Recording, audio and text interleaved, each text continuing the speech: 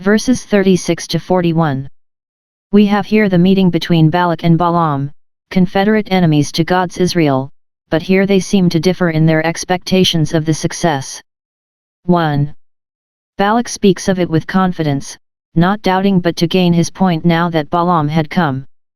In expectation of this, he went out to meet him, even to the utmost border of his country, v. 36, partly to gratify his own impatient desire to see one he had such great expectations from, and partly to do honor to Balaam, and so to engage him with his utmost power to serve him. See what respect heathen princes paid to those that had but the name and face of prophets, and pretended to have any interest in heaven, and how welcome one was that came with his mouth full of curses.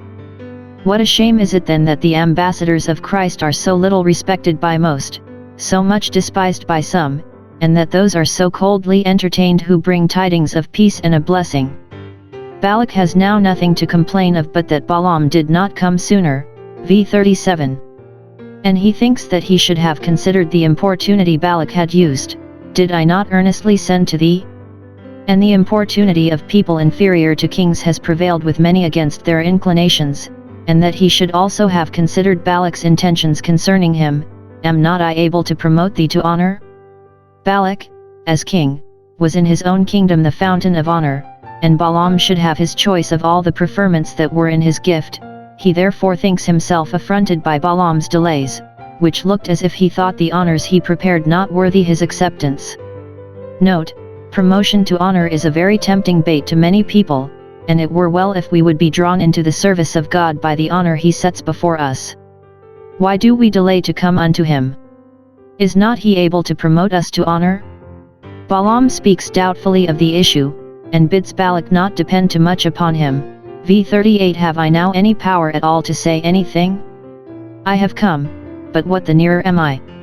Gladly would I curse Israel, but I must not, I cannot, God will not suffer me. He seems to speak with vexation at the hook in his nose and the bridle in his jaws, such as Sennacherib was tied up with, Isa 37:29. They address themselves with all speed to the business.